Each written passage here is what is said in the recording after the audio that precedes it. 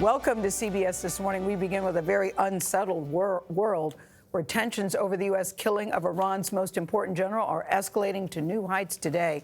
These are the scenes this morning where police in Iran's capital say millions of people attended a funeral for Qassem Soleimani this morning. A sea of mourners surrounded the vehicle carrying his casket. Soleimani's successor is publicly vowing revenge. This morning, more than 3,000 additional U.S. troops are heading right now for the Middle East. President Trump is standing by his vow to target up to 52 significant sites inside Iran if necessary. He told reporters on Air Force One they're allowed to kill our people and we're not allowed to touch their cultural sites. It doesn't work that way.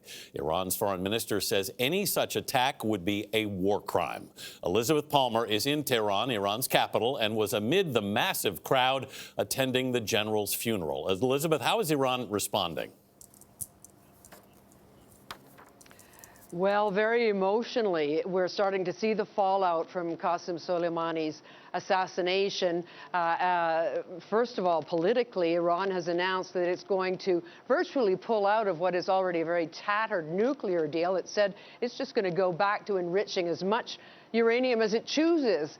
Meanwhile, Qassem Soleimani's body is on a kind of an honor tour, procession of various cities here in Iran. And today, he arrived in Tehran.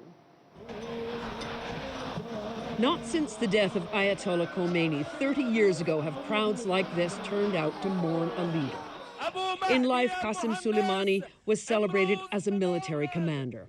In death, he's being saluted as a hero and a martyr.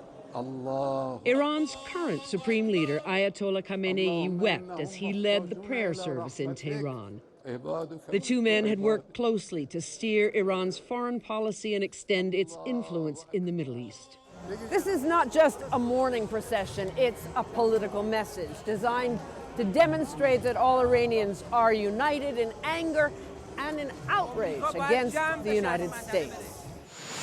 There's been a response to President Trump's threat to strike Iran's cultural sites. Foreign Minister Jawad Zarif tweeted that attacking them would be a war crime. In Iran's parliament, lawmakers chanted the by now rote death to America. And House Leader Ali Larijani addressed the U.S. directly. You ought to know, he said, that this deed will bring painful consequences. We don't know yet if that means military reprisals, but if so, they're likely to involve this man, Hassan Nasrallah, and his followers in Hezbollah, Iran's proxy fighting force in Lebanon. The U.S. military killed Soleimani, said Nasrallah, and it will pay, though he specified American citizens would not be targeted. Hey, Liz, what can you tell us about the man who has replaced Soleimani in Iran? He is another Revolutionary Guards commander, very senior one. His name is Esmail Degan Khani.